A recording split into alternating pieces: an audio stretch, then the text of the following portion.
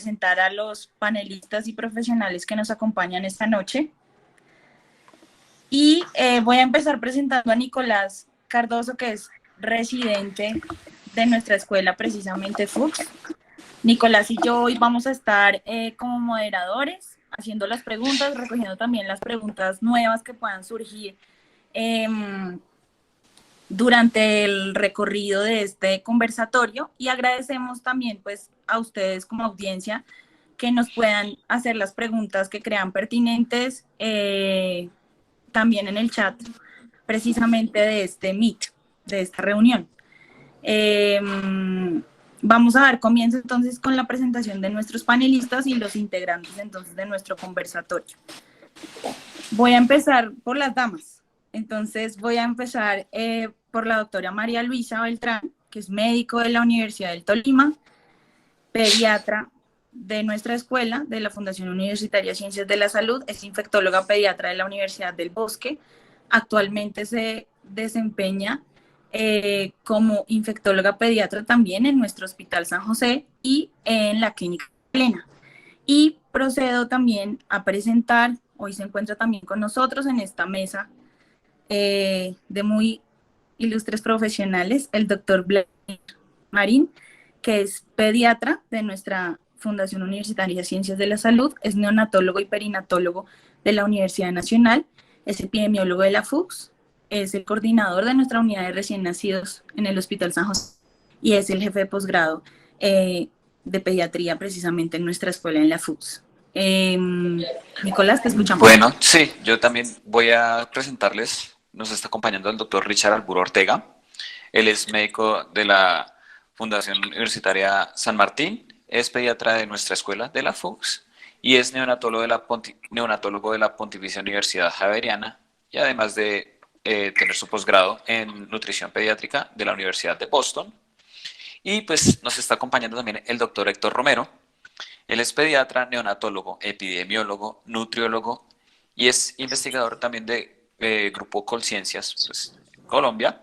Y es también el coordinador de la unidad de recién nacidos del Hospital Universitario Infantil de San José y es miembro también asociado de la Asociación Colombiana de Neonatología y es profesor titular de Pediatría y de Neonatología de nuestra escuela.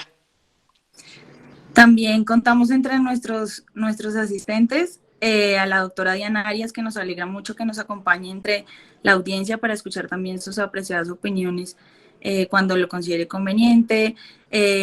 Nos da también mucha alegría contar entre nuestros asistentes algunos de los fellows precisamente de neonatología de nuestra escuela. Entonces aquí son bienvenidas las opiniones. La idea es que este espacio es para discusión precisamente y pues ojalá se dé precisamente poder conversar entre amigos y entre profesionales también sobre este tema que es de gran interés para todos, no solamente para un neonatólogo en una unidad de recién nacidos, sino para el pediatra y para el médico general también. Les agradezco la presencia también a los estudiantes, médicos internos y médicos egresados que se encuentren también en esta amable, digamos, audiencia. Vamos a ir proyectando las preguntas que tenemos porque, como les menciono, pues este es un conversatorio. La mecánica de la reunión es, vamos a ir proyectando preguntas en nuestra pantalla. Vamos a estar muy atentos pues que todos la vean, obviamente. Y dentro de nuestros panelistas, el que quiera intervenir, pues podemos ahí está la forma de levantar la mano, entonces, exacto, o con el icono que tenemos en el Meet, ahí nos vamos a poder dar cuenta y Nicolás y yo vamos, digamos, dando, exacto, así como lo hizo Nicolás ahorita, podemos ir dando la palabra de forma que pues, el que quiera opinar, que tenga un comentario al respecto, la idea no es asignar, sino simplemente que se dé la discusión, ¿vale? Bueno, sí, entonces pues podríamos ir comenzando Sí. Pues con la primera pregunta. Entonces voy a narrarla. Sí. Entonces la primera pregunta que tenemos es, ¿cuál es la definición de sepsis neonatal temprana en cuanto al tiempo de aparición? Entonces no sé de los panelistas quién quiera ayudarnos con esta primera pregunta. El doctor Vladimir, ¿está bien? Bueno, y buenas noches para todos.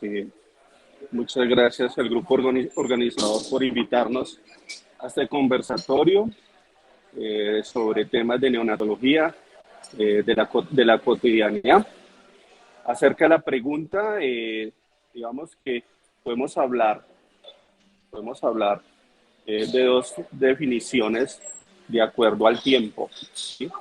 Una definición que uno podría decir es la clásica y la que encontramos todos en los libros clásicos como la Remington, que es el libro de infectología neonatal, o en el CDC de Atlanta, donde la definición está dada por, digamos, por el tiempo de 7 días, ¿sí? Hablamos de sepsis temprana cuando se presentan los primeros 7 días en la semana, la primera semana de vida. A diferencia de la definición que manejamos del tipo epidemiológico, ya les voy a explicar por qué de tipo epidemiológico, en donde utilizamos como tiempo los 3 primeros días de vida postnatal. Razón importante, ¿por qué los 3 primeros días de vida postnatal? Porque uno de los principales factores que influyen para que se pueda dar este tipo de infección en forma temprana es la presencia de gérmenes que colonizan habitualmente el canal del parto. Entonces, desde el punto de vista epidemiológico, es tal vez un sencillo poder hacer dos divisiones entre el tipo de gérmenes que colonizan el canal del parto y los que se presentan tiempo después. Por eso, actualmente utilizamos como definición y como tiempo en la de sepsis temprana los 3 primeros días usando la definición epidemiológica. Pero como les digo, pues se pueden encontrar en los textos clásicos y en el CDC Atlanta la definición que les acabo de dar de una semana. Muchas gracias, doctor Vladimir. No sé si alguno de los panelistas quiera complementar algo o quiera de pronto hacer alguna anotación. O no sé si de pronto también pues, hay preguntas para escribir en el chat. Podríamos también ir mirando. Doctora María Luisa. Buenas noches a todos, muchas gracias por la invitación. No, pues totalmente de acuerdo con el doctor Vladimir. Yo creo que ya como él muy bien lo explicó, hay como estas dos grandes definiciones de la sepsis temprana, pero digamos que sí cobra relevancia en la parte clínica porque con esto vamos a dirigir la terapia, ¿sí? O sea, si decimos que ya después de los 3 días asumimos colonización por gérmenes, pues digamos de origen hospitalario, digamos que el manejo antibiótico va a cambiar. Entonces, estoy totalmente de acuerdo. Yo creo que hay que ir de la mano de la clínica, ¿sí? En algunas, la mayoría de las veces yo me adhiero más a la que va hasta la primera semana de vida, esos primeros 6 días, ¿cierto? Siempre de la mano de la evolución clínica del paciente, los factores de riesgo que tenga, de la invasión que tenga, ¿cierto? Que eso nos podría modificar, digamos, los riesgos a los que nos estamos enfrentando.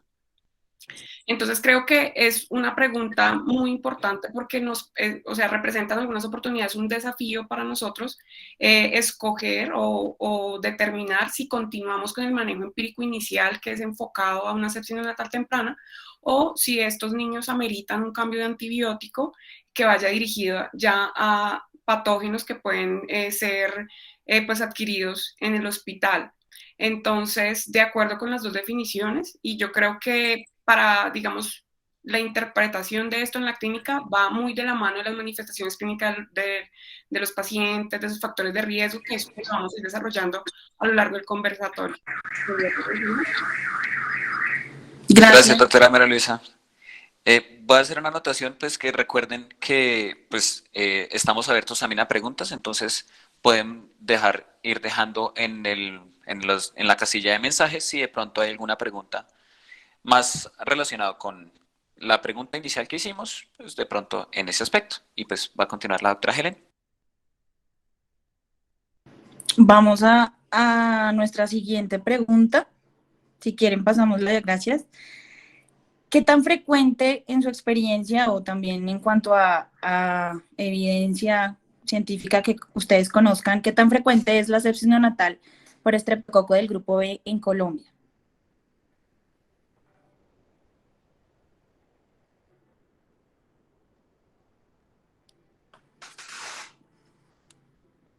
No sé si alguno quiere opinar. Doctora María Luisa. Doctora María Luisa. Bueno, pues realmente datos específicos del estreptococo, digamos, como causa, como etiología, pues aislamiento microbiológico en neonatos, no tengo datos específicos. Tengo pues 2 estudios realizados en Colombia, pero son más para determinar la colonización de las maternas con estreptococo del grupo B. Uno de ellos es una caracterización que se publicó en 2014 en la revista Infectio, que habla pues de que ellos buscaron el porcentaje de colonización de maternas para estreptococo del grupo B y realmente encontraron que fue aproximadamente el 17%, que pues digamos es acorde con la epidemiología pues americana mundial. Y ellos de esos bebés, o sea, digamos de esas mamás que estaban colonizadas, estudiaron esos bebés para ver cuáles presentaban sepsis neonatal por estreptococo del grupo B, pero en esa serie de pacientes, en ese grupo de pacientes, no encontraron ninguno con, pues con sepsis documentada por estreptococo del grupo B. Hay otra publicación que es de Santander, también acá en Colombia, del año 2019, pero también habla solo de la colonización. En ella sí encontraron una colonización más alta en las maternas en el cultivo rectovaginal. Y como dato adicional encontraron que ya presentaban en un porcentaje pues, de 20% aproximadamente resistencia a la penicilina y sensibilidad a la clindamicina. Entonces, pero realmente no se habló específicamente, como les dije en el primero que les mencioné, que pues si quieren lo puedo compartir acá como para que el chat, para que lo tengan, no se habla, digamos, de una incidencia específica de sepsis en neonatos asociada a estreptococo del grupo B, y en la segunda solo determinaron la colonización, que la encontraron mayor en algunos pacientes, incluso, o sea, hasta el 30%, que pues es alto, y encontraron que pues habían algunas cepas resistentes, pero pues la verdad no tengo datos específicos de sepsis neonatal por estreptococo del grupo B en Colombia. Digamos, en tu experiencia, dentro de lo que has encontrado en tu trabajo como infectóloga pediatra en las unidades, ¿qué tan frecuente es el aislamiento? Pues realmente el aislamiento, en la experiencia que yo tengo, yo creo que los doctores Romero, el doctor Marín y el doctor Albor de pronto tienen más casuística, pues, pero realmente yo no he visto el primer aislamiento del estreptococo, digamos, en sangre en un neonato. Ok. En lo que llevo, pues, como infectóloga, ¿sí? Sabiendo que hay muchos factores de riesgo y que en muchas oportunidades lo hemos presumido, ¿sí? Por la clínica, por los factores de riesgo, pero yo no he visto en mis manos el primer aislamiento de hemocultivo, ni cultivo de líquido cefalorraquídeo, o sea, no lo he visto. Ni si existe. Vale, gracias, doctora María Luisa. El doctor Vladimir Gracias, doctora Luisa. tenía levantada la mano, doctor Vladimir, y posteriormente entonces tendría la palabra Richard. Bueno, en relación a lo que es incidencia y prevalencia de sepsis neonatal temprana, digamos que en realidad la epidemiología demuestra que es muy baja, es tan baja como por debajo del 1%. Y Colombia no es ajena a eso. Y cuando digo no es ajena a eso, si nosotros miramos desde el punto de vista práctico en nuestras unidades neonatales, en realidad encontrar sepsis probada, ¿sí? Neonatal temprana probada, en realidad es muy baja, es muy baja. Y en relación a la etiología y en relación a estreptococo del grupo B, a nivel mundial, ¿sí? Se plantea que más o menos el porcentaje está entre el 30 al 30%. A nivel de Latinoamérica no estamos muy lejanos de ese 30-40% en relación al estreptococo del grupo B. Aunque no conozco bien la estadística de Colombia, pero lo que sí puedo decirles es que siendo el principal causa, el principal agente que genera sepsis neonatal temprana, desde el punto de vista bacteriano, en cuanto a gérmenes gram positivos, el porcentaje no varía entre 20 al 40%. Llama la atención como las cifras que son realmente como un poquito diferentes, ¿no? El doctor Richard, si quiere intervenir. Muchas gracias. Aprovecho para saludar a toda la audiencia. Muchas gracias por acompañarnos en este espacio que se presta para poder establecer algunos lineamientos, otra forma de aprender y creo que todas estas estrategias novedosas y tecnológicas tendrán que ser de muy buen recibo y siempre serán bienvenidas. por parte nuestra y por parte de ustedes como acogida. Muchas gracias de verdad por compartir este espacio. Quisiera anotar que estoy totalmente de acuerdo con la doctora Malú y con el doctor Vladimir. Yo creo que anotando que además de que probablemente no sea frecuente el hecho de encontrar este germen como el generador de la sepsis como tal, yo creería que la importancia más que en el número reviste es en el riesgo y en la gravedad que implica el poder llegar a detectarlo, porque solito, la sola presencia de este microorganismo representa una alta peligrosidad para los recién nacidos.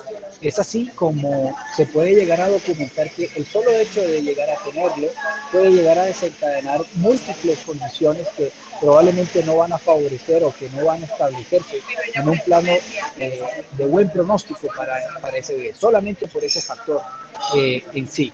El doctor Romero, que es el experto en los porcentajes, probablemente me pueda complementar, pero más que, como les digo, la sola presencia, es el hecho de poder llegarlo a encontrar, nos determina que las comorbilidades se van a aumentar de manera exponencial. Entonces, dada esa condición, es que desde hace ya algún tiempo para acá, 2017 creo, no lo recuerdo perfectamente en este momento, pero hay una campaña y es precisamente en la búsqueda y en la detección activa de todas aquellas gestantes alrededor de la 35 semanas en adelante para poder hacer el cultivo recto vaginal y poder detectar en algún momento si existe la presencia de este germen o no, que pueda llegar a desencadenar estos desenlaces que no los queremos ver en nuestros recién nacidos. Entonces, la importancia de ello, como les repito, está probablemente en lo que puede llegar a generar el estreptococo como sí, per se, más que en el número o en la incidencia que podamos tener o en la casuística que podamos llegar a detectar en nuestra población, que entre otras cosas, como ya les dicen mis compañeros, pues no es algo. Nicolás, ¿tú tienes una pregunta al respecto?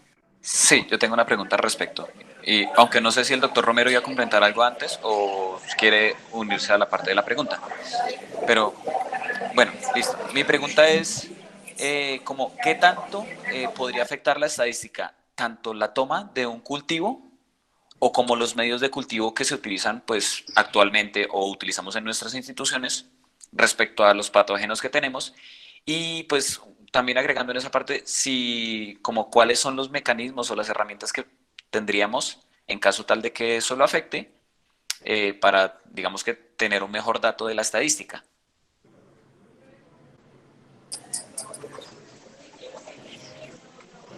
Hola, ¿qué tal? Cordial saludo a todos. Gracias por la invitación a Pediatrics de la FUS. Gracias, Helencita. Gracias a todos mis compañeros que están acompañándonos. Quiero agregarles algunos datos. Publicaciones en Colombia sobre estreptococo tienen toda la razón, casi no hay.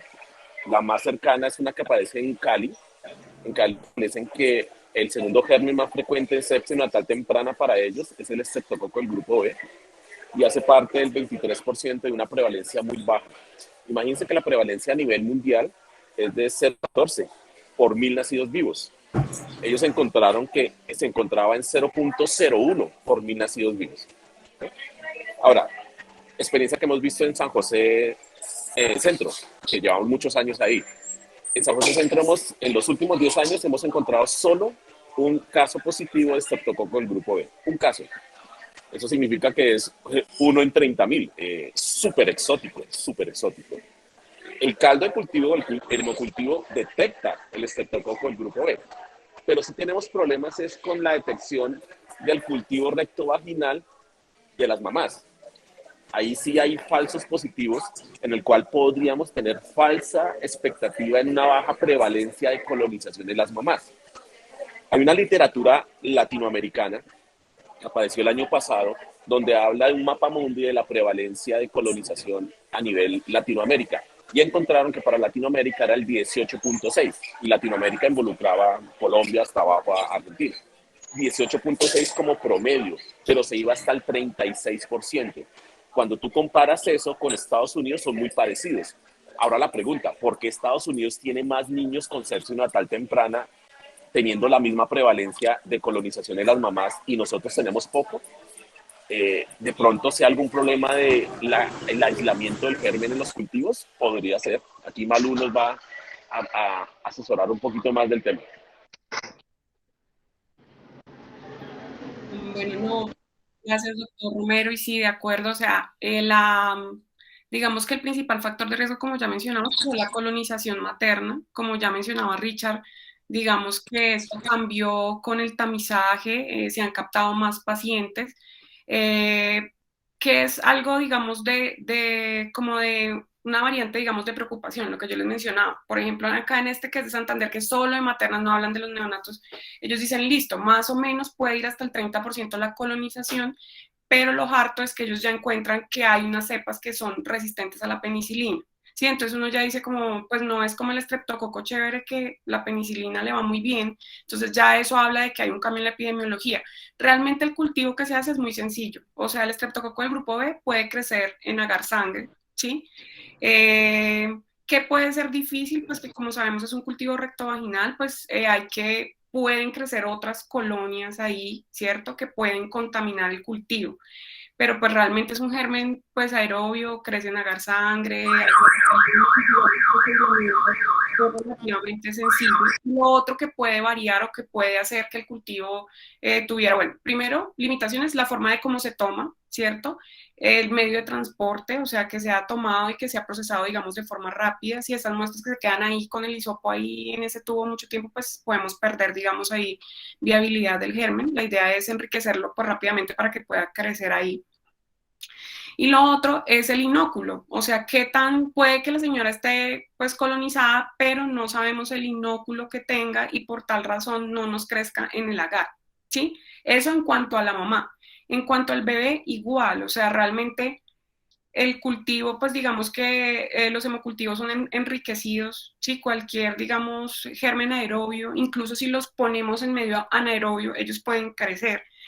Realmente, pues, la sensibilidad de los hemocultivos varía, como les mencionaba, de acuerdo a qué, a la toma, a la forma como se toma, al volumen de la muestra, a las botellas que usemos, ¿cierto? Entonces, eso podría, pues, sería como especular un poco, pero eso podría alterar los cultivos. Entonces, pues, hay mucha tela para cortar ahí, pero en general, digamos que es un germen que crece fácil, ¿sí? No es un aislamiento tan difícil, pero como les decía, depende del volumen de sangre y del inóculo que haya ahí, pues bacteriano, para que alcance el trigger del hemocultivo y pite y lo podamos aislar. Muchas gracias a todos. Listo, Vamos muchas con la gracias. siguiente pregunta. Listo. Entonces la siguiente pregunta es, ¿cuál antibiótico es la mejor opción frente a una sepsis neonatal temprana? ¿Ampicilina o penicilina?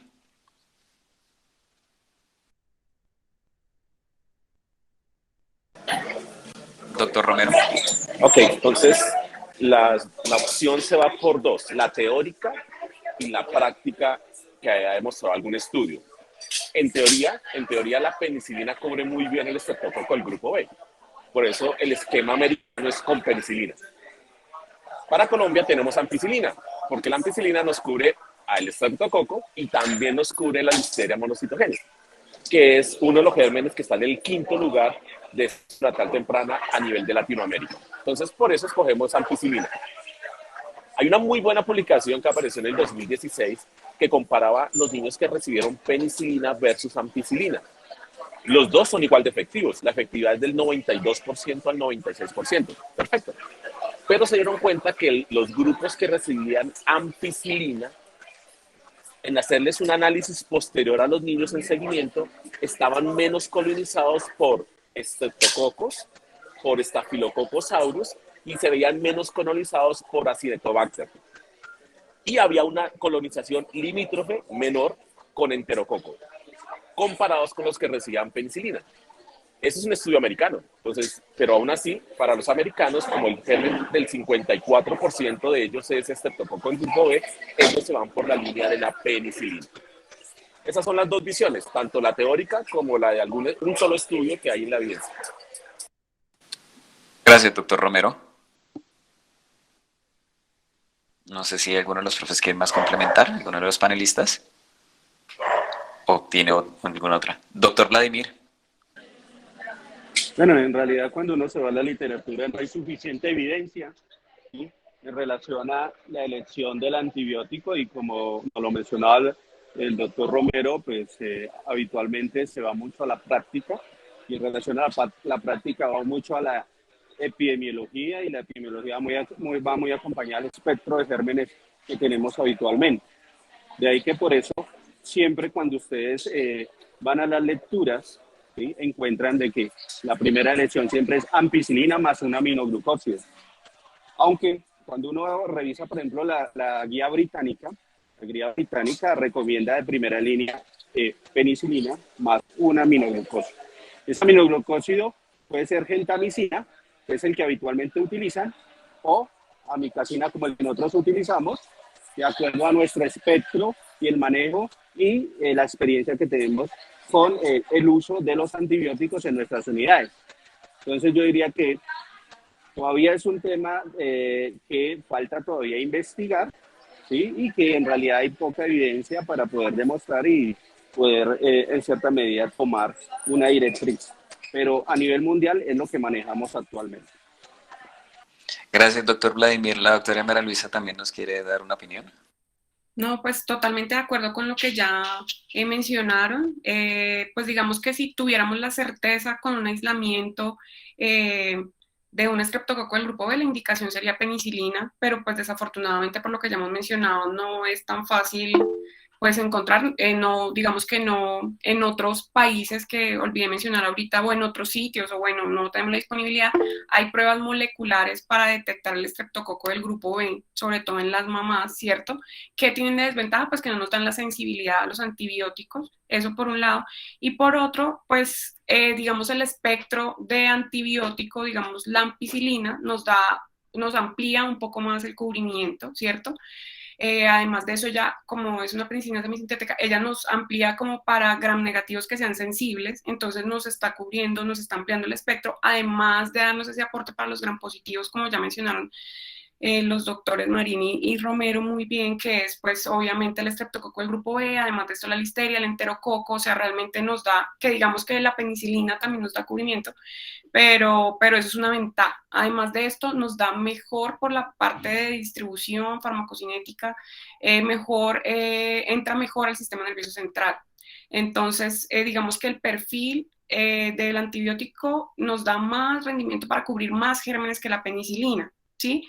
Sin obviamente desconocer que si fuera el estreptococo del grupo B, la indicación sería la penicilina, pero la ampicilina es una alternativa adecuada también para el estreptococo del grupo B. Eso era lo que quería mencionar. Doctor Romero. Ok, y este año, en junio, salió el metaanálisis de Cochrane comparando todos los antibióticos en sepsis neonatal temprana.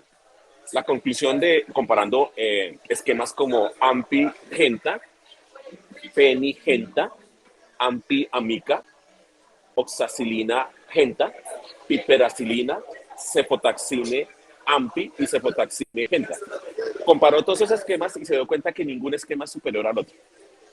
Oye, pues por costo-efectividad nos podemos quedar con el esquema, si todos son exactamente igual, pues nos quedamos con AMPI-Genta o AMPI-Amica, que es igual de efectivo a un cefotaxime amicacina o un piperacilina tazobactam. Eso es lo que dice Cochrane para este año.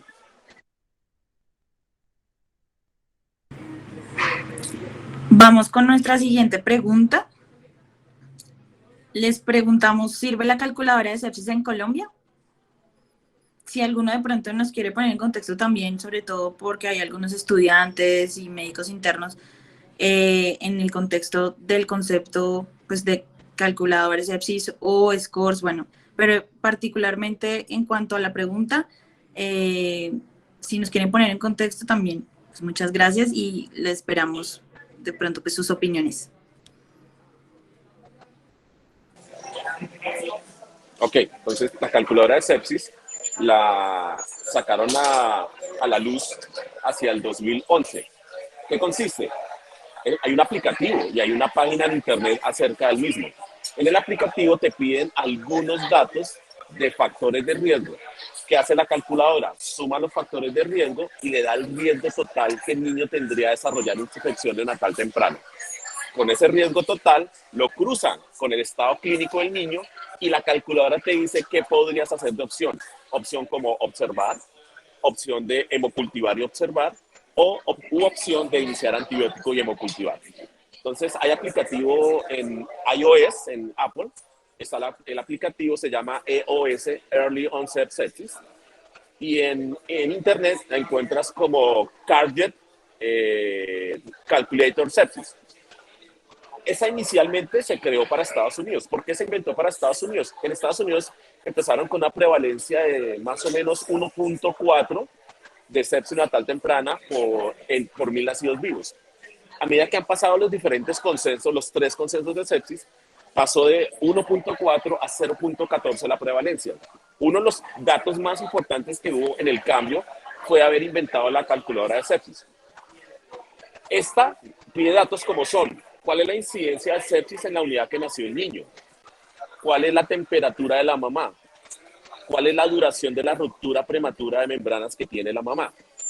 ¿Cuál es el estado del estreptococo grupo B de la mamá? Si es positivo, negativo o desconocido. Y por último te dices qué esquema de antibiótico está recibiendo la mamá de forma profiláctica, adecuado o no adecuado.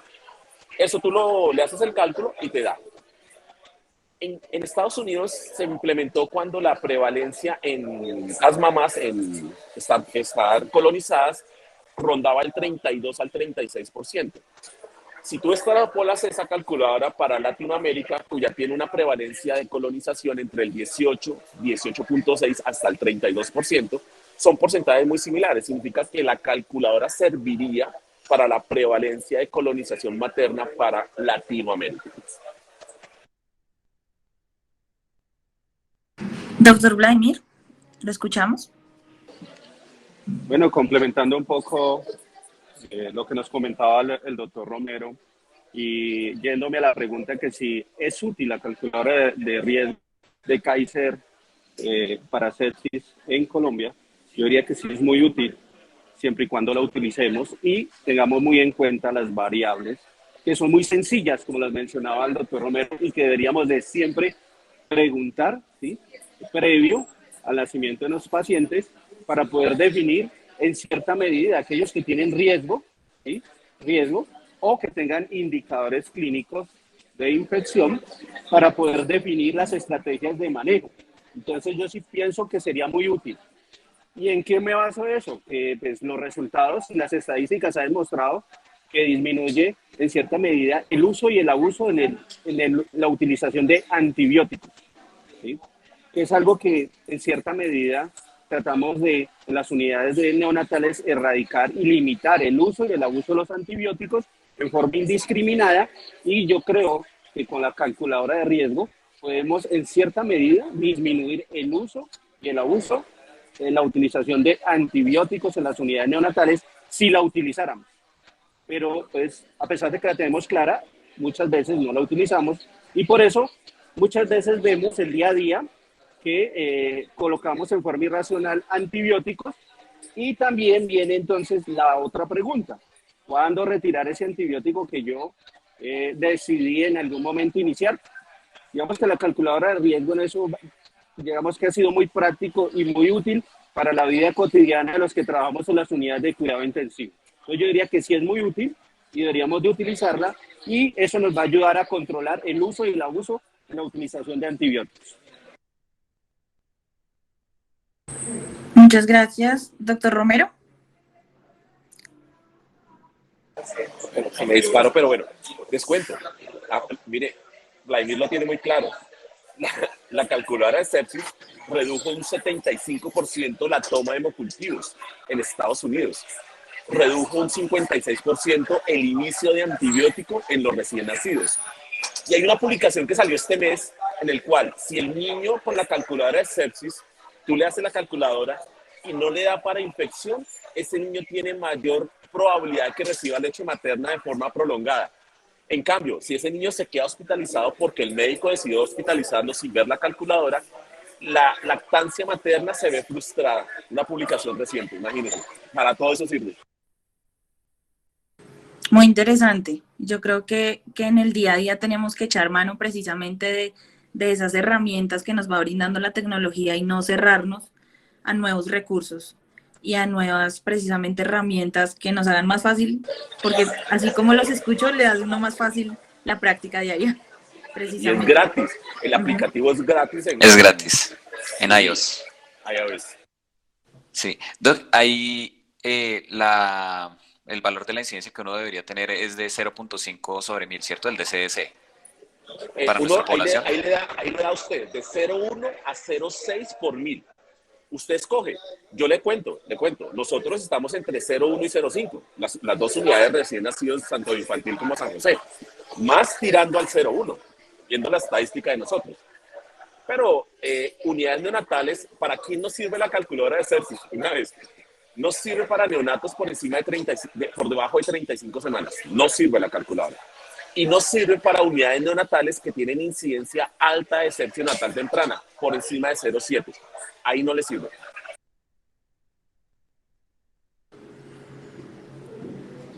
Doc, muchísimas gracias. Bueno, yo creo que podemos continuar con la siguiente pregunta. Entonces, la otra es, ¿debe recibir antibiótico-terapia empírica el recién nacido a término de madre con corioamnionitis? Creo que es una pregunta un poco relacionada también con la misma calculadora.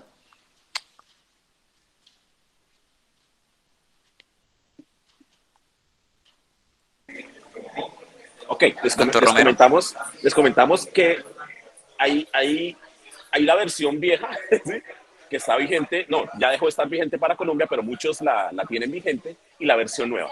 ¿Cuál es la versión vieja? Guía Práctica Clínica de Colombia, sepsia natal temprana, abril del 2013. Dice, todo recién nacido a término cuya madre tiene corioamnionitis debería hospitalizarse y recibir antibióticos. Y eso no funcionó desde el 2013 hasta el 2018. En el 2017 y 2018 se hicieron muchas publicaciones para saber cuál era la incidencia real de recién nacido de sepsia natal temprana en atérminos que tenían madres con corioamnionitis. Creíamos que el riesgo era un OR de 5 a 7. Los estudios recientes demostraron que el riesgo era 0.17 a 0.7, muy bajo. Entonces, para el 2018, en diciembre del 2018, sale la publicación de la Academia Americana de Pediatría de sepsia natal temprana en mayores de 35 semanas, que se manejarían los atérminos. Y en esa guía establece que ahora ya, como la prevalencia es muy baja de infección neonatal temprana en esos niños, a la término ya no le colocamos antibióticos si la madre es con corioamnionitis. Lo único que hacemos es observarlo por 12 a 24 horas, hacerle la calculadora de riesgo. Gracias. ¿El doctor Richard?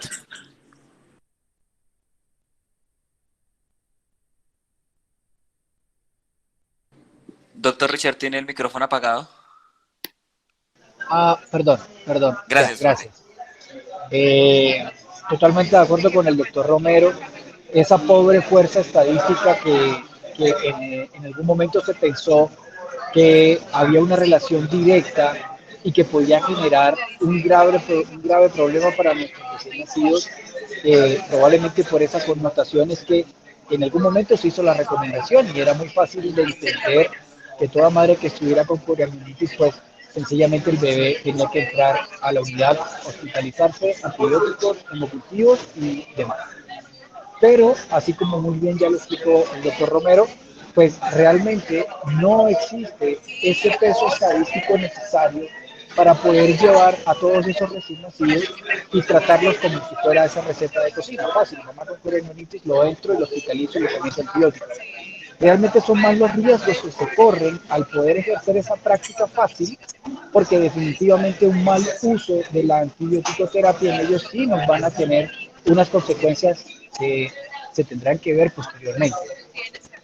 Entonces definitivamente no hay que hospitalizarlo. Y el segundo mensaje importante para toda la audiencia es que entendemos que las unidades de los hospitales y las clínicas terminan siendo unidades de negocio y por ende probablemente les interese enormemente poder hacer un giro cama lo más rápido posible.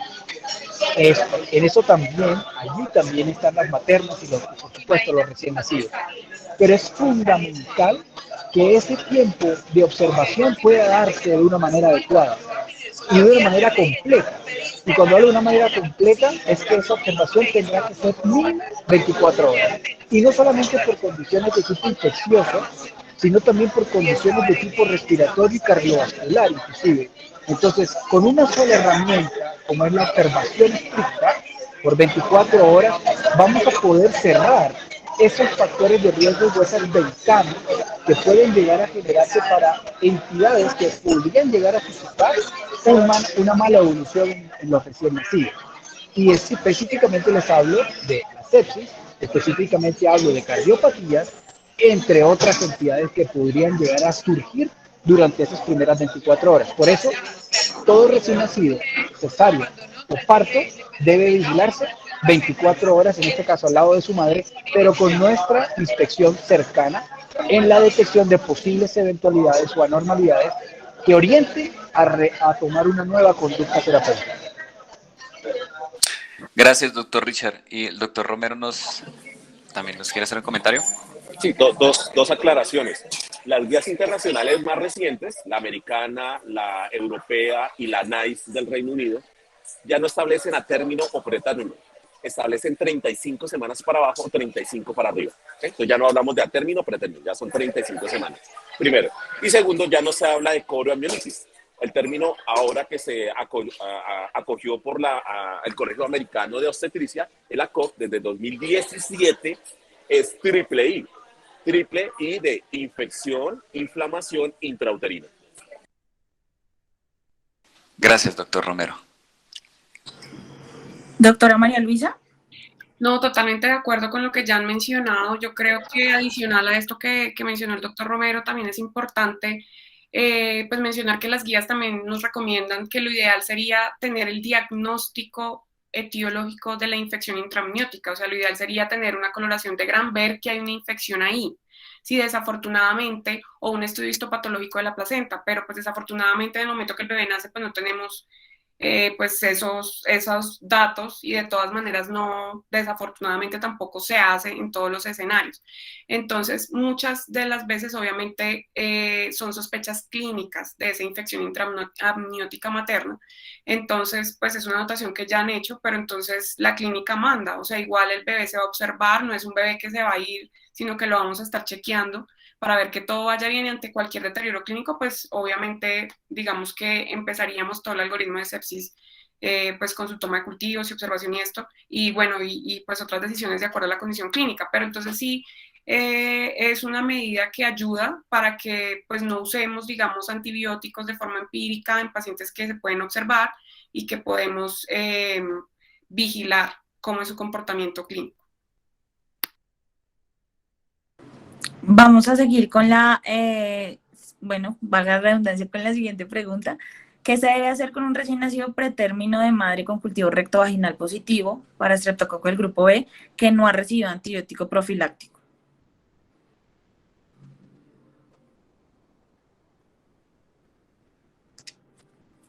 Si quieren, doctor Sí, no, Vladimir. todos. El doctor Vladimir. Bueno, qué pena con mis compañeros, adelantarme un poco. Pero bueno, digamos que como ustedes ven y como hemos venido dialogando desde hace rato, la idea es en cierta medida detectar en forma temprana factores de riesgo, ¿sí? Y en forma temprana, en lo posible, observar, ¿sí?, al paciente, y si el paciente presenta indicadores clínicos, ¿sí?, que nos hagan pensar en infección, contemplar en algún momento, de acuerdo a la presencia de indicadores clínicos, si hay necesidad de hacer cultivo o iniciar antibióticos. En este caso, en este paciente, donde es la mamá que tiene un antecedente de un cultivo positivo, pero que no recibió profilaxis, habría que preguntarse cómo está el recién nacido. Si el recién nacido está sintomático, el paciente debería estar en observación clínica, ¿sí?, entre 12 a 24 horas, ¿sí? Y si durante la observación clínica vemos algún indicador que nos haga pensar, podríamos contemplar en algún momento tomar algún cultivo, y de acuerdo al número de indicadores, ¿sí?, que se presenten, podríamos en algún momento contemplar el inicio de antibiótico. Pero si el paciente está asintomático, deberíamos simplemente dejarlo en observación, ¿sí? En observación y vigilarlo nada más.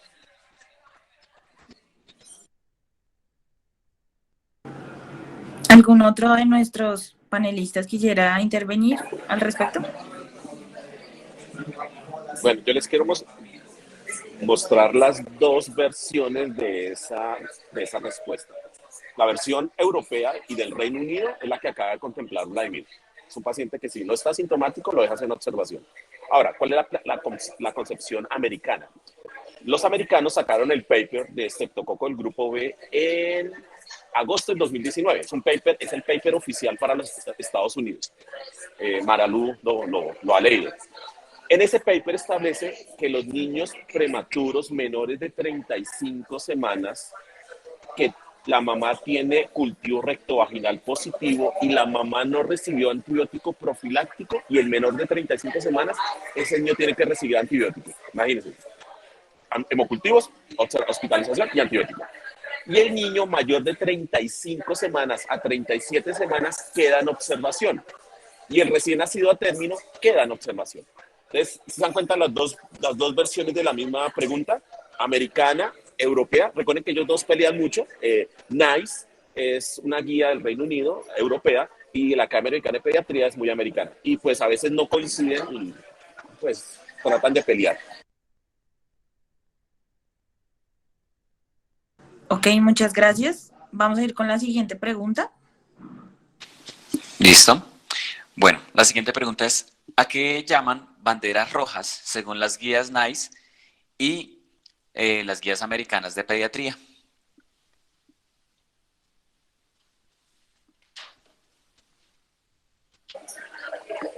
Doctor Romero. Bueno, hagámosle. Entonces, listo, perfecto. La bandera roja original nació de la guía NICE del 2012 y esa se extrapoló al 2016 y sigue siendo vigente en abril del 2021. Ustedes leen guías NICE de sexo neonatal temprana en abril del 2021 y aparecen las mismas banderas rojas. Y los americanos se copiaron de esas banderas rojas para diciembre del 2018. ¿En qué consisten las banderas rojas? Son escenarios o factores de riesgo en los cuales el likelihood radio, la probabilidad de que aparezca la enfermedad es muy alta, está por encima de 10. Significa que tiene un likelihood radio de 10 en adelante. ¿Cuáles son esas banderas rojas? Los americanos lo establecen como el paciente que nace asfixiado sin una causa aparente, el paciente a término prematuro que se choquea sin una causa aparente, el niño que requiere vasopresor sin una causa aparente, el niño que nace aparentemente bien y empieza con dificultad respiratoria progresiva en las siguientes 4 a 6 horas de vida y se deteriora hasta que toca ventilarlo. Y la última bandera roja es el niño a término que nace y toca ventilarlo sin una causa aparente. Esas banderas rojas las establecen los americanos y lo establecen el Reino Unido.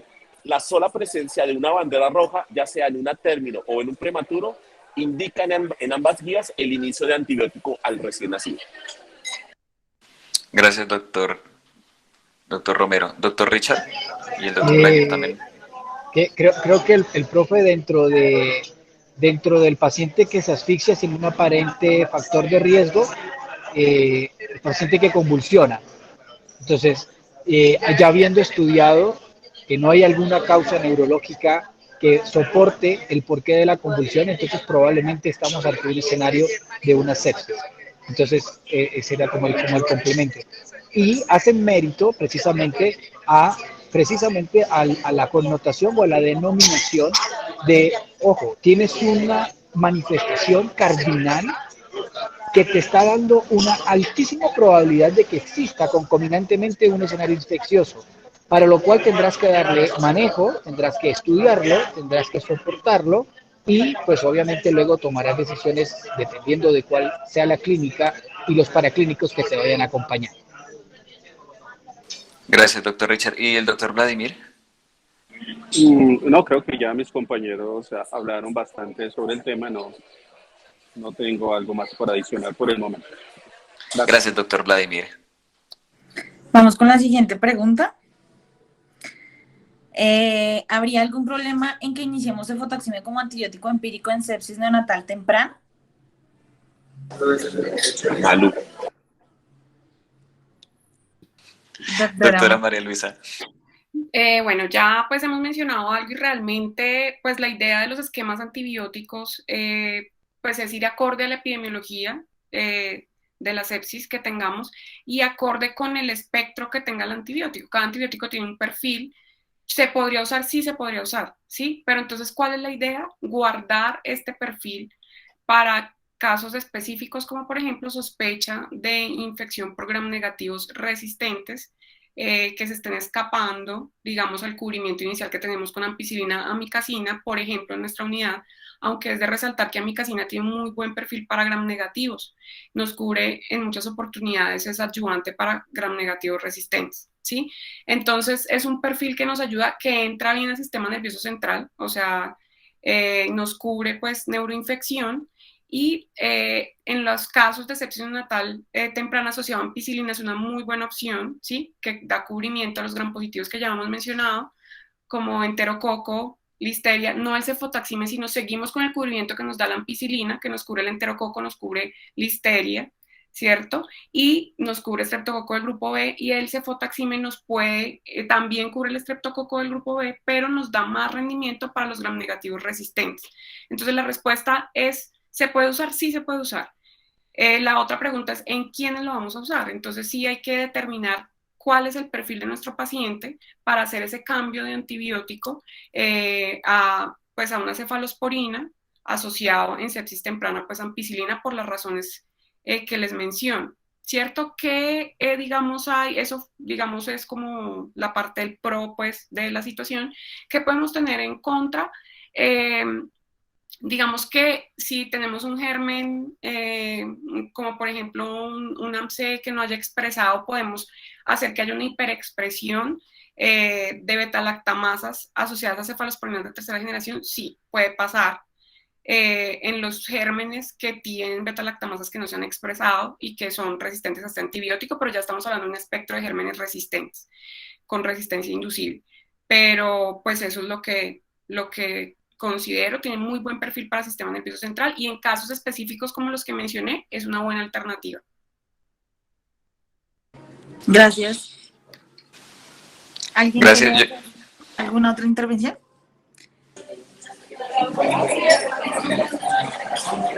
Doctor Romero.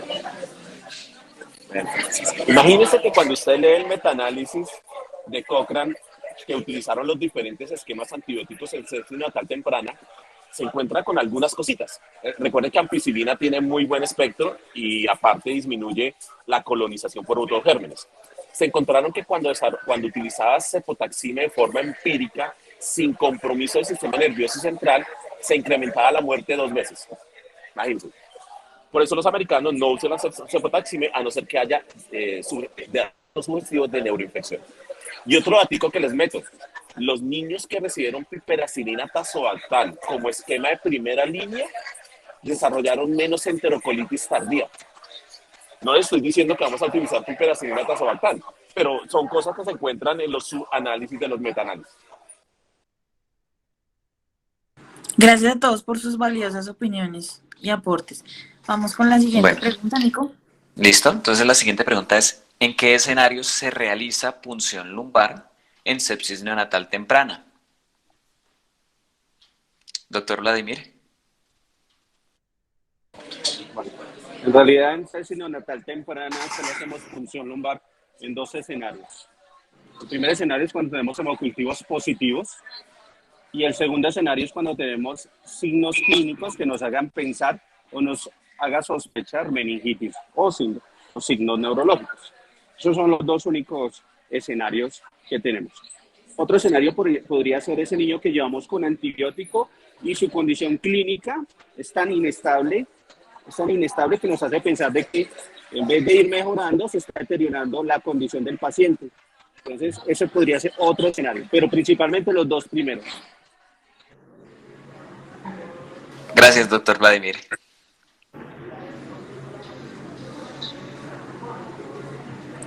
Vamos con la siguiente pregunta. ¿Alguien quiere adicionar algo a esa respuesta anterior o vamos con la siguiente? Bueno, ok, vamos a ir con la otra pregunta. ¿Existen secuelas neurológicas a largo plazo para haber tenido sepsis neonatal temprana? Doctora María Luisa. Bueno, sí pueden existir, no todos los niños que tengan sepsis temprana las van a tener, ¿sí? Pero yo creería que la respuesta depende del germen que lo haya ocasionado, ¿cierto? Está descrito para estreptococo del grupo B que los pacientes que cursan con meningitis asociada a estreptococo del grupo B por sepsis neonatal temprana, aproximadamente el 50% de los casos tienen algún tipo de secuela. Entonces, dentro de las secuelas se describen alteraciones cognitivas, alteraciones visuales, alteraciones auditivas y de la parte del neurodesarrollo. Entonces, estreptococo del grupo B es un germen que puede causar secuelas neurológicas moderadas a severas en niños que han cursado con sepsis neonatal temprana, a pesar de que pues, han recibido su tratamiento, que es un porcentaje pues, alto. Además de esto, dependiendo en los niños, sobre todo los niños que han cursado con neuroinfección, que se puede dar, ¿cierto? En los pacientes que han tenido bacteriemia, como ya lo anotamos lo anotó el doctor Vladimir, también por gram negativos, ¿cierto? Si hay una meningitis por gram negativos, por ejemplo, por E. coli, si no ha sido pues adecuadamente tratado, pueden haber secuelas neurológicas, sí, asociados al curso de la evolución de la enfermedad. Entonces, complicaciones, absceso cerebral, esto puede llevar a secuelas neurológicas posteriores. Esto pues hablando específicamente de niños que han cursado con sepsis neonatal temprana y han tenido alteraciones a nivel del sistema nervioso central, específicamente con estreptococo del grupo B, gram negativos, con listeria también podemos tener de acuerdo a la severidad. Eso era lo que quería pues mencionar. Gracias. Doctor Romero. Ok, pues les quiero dar datos. Hay un metaanálisis del año pasado de trastornos neurológicos a largo plazo por haber tenido sepsis neonatal temprana. Y hay una publicación en Clinical Symptomatology del 2016 hablando de lo mismo. Lo que dice Malú es totalmente de acuerdo. De acuerdo al germen, ellos midieron, el único resultado neurológico era alteración neurológica o déficit neurológico a los 18 y 24 meses.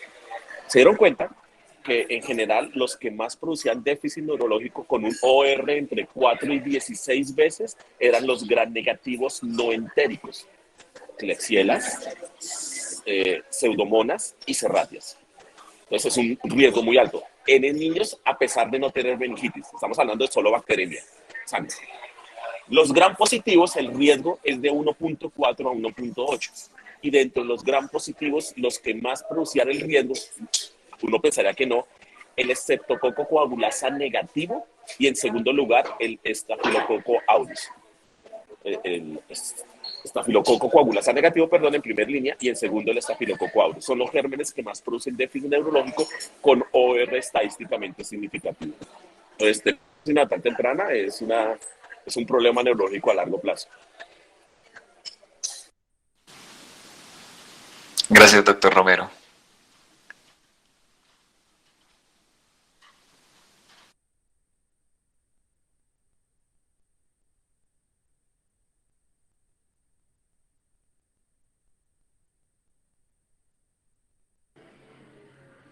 ¿Alguien más tiene alguna otra opinión?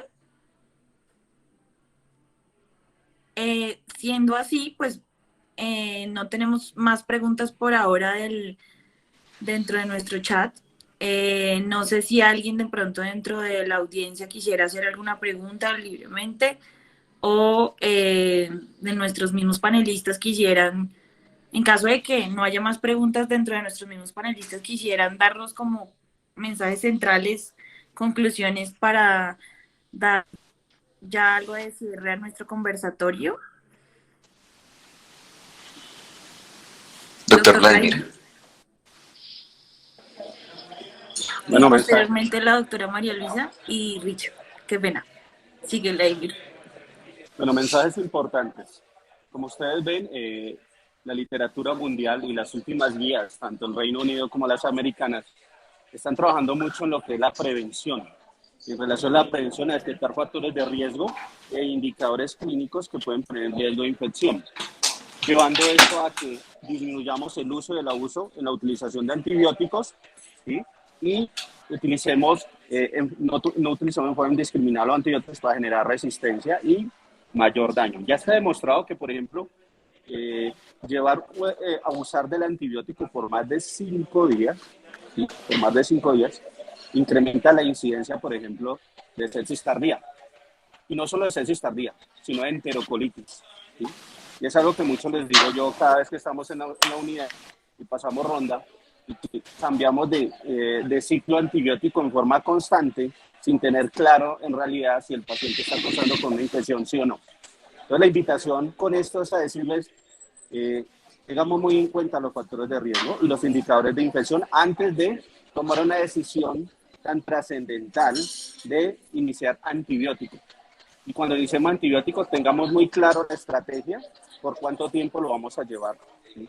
Porque ya está demostrado en las últimas publicaciones que llevar más de 5 días un antibiótico puede poner en riesgo no solo de sepsis tardía, sino de enterocolitis. Entonces ahí les dejo ese mensaje. Gracias, doctor Vladimir. Doctora Ana Luisa.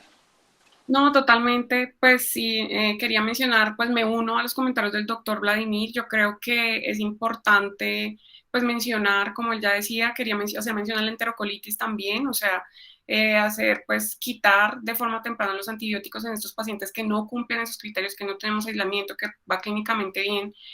¿Por qué? Porque pues estos prematuros, estos pretérminos extremos generalmente presentan esas enterocolitis más o menos al 20-23 días de vida posterior pues a su nacimiento, y sí se han encontrado datos fuertes en relación al uso de antibióticos en sepsis temprana, que se ha prolongado la terapia antibiótica sin indicación.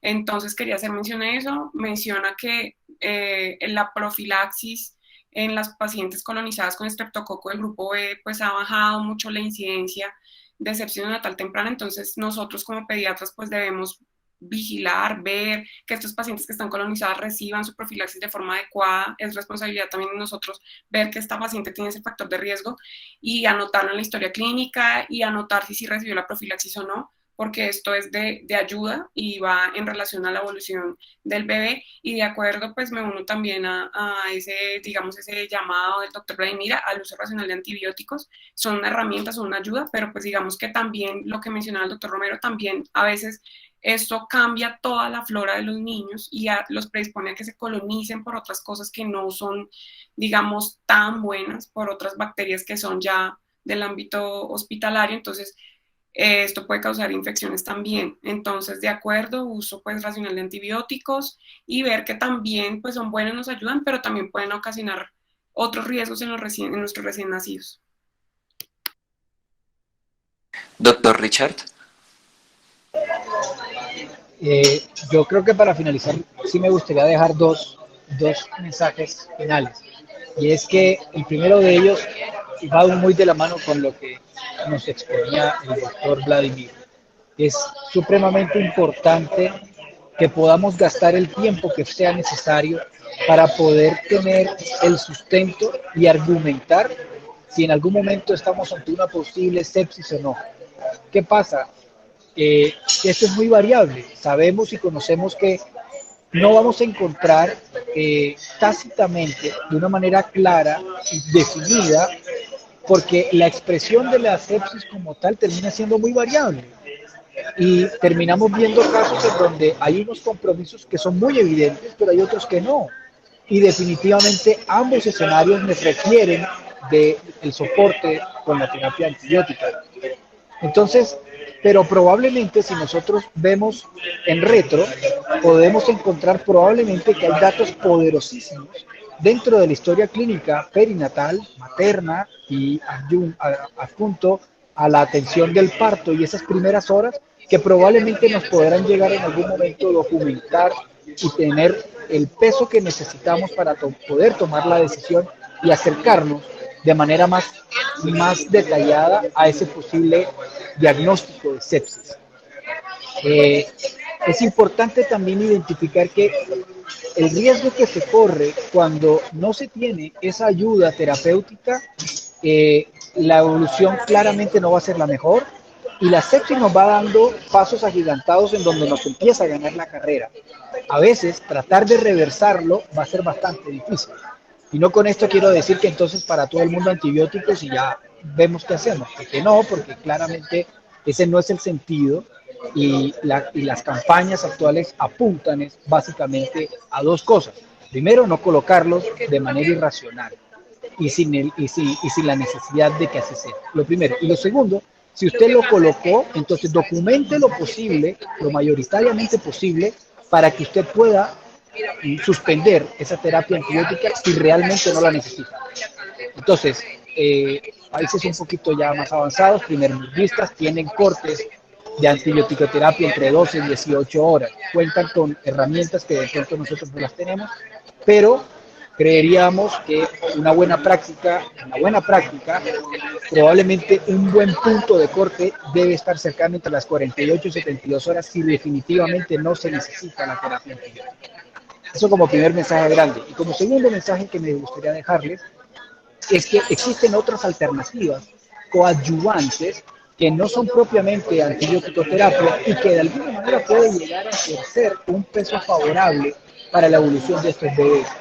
En este caso, y el doctor Romero me podría complementar, hay un metaanálisis del 2019 que habla de la utilización del sulfato de zinc como el coadyuvante para el manejo de la sepsis y que se ha encontrado y está estadísticamente ya descrito que modula la reacción inflamatoria y por ende termina generando alguna mejor viabilidad y un mejor pronóstico para estos pacientes. Vemos que ellos no tienen la capacidad de respuesta porque su sistema inmune aún está despertando y no tiene la capacidad, es muy específico y probablemente el zinc, bueno, probablemente no, sí lo hace, el zinc termina ayudando a que estos procesos inflamatorios que terminan afectando los procesos celulares se den de una manera más atenuada y por ende poder sacar de este escenario a estos bebés. Pero se los dejo a su inquietud para que les pique esa inquietud y con eso podamos profundizar en otro escenario, en otro espacio, y otros temas de interés neonatal. Gracias, doctor Richard. Bueno, pues si no hay más intervenciones ahorita, pues bueno, yo creo que voy a hablar en parte de todos mis compañeros, en parte de pronto de muchos de la audiencia y pues también a muchos de la audiencia. Quiero agradecerles pues por la participación, quiero agradecerles a los panelistas y quiero rendir un sentido homenaje y pues un gran abrazo pues a todos respecto a la parte del Día del Pediatra.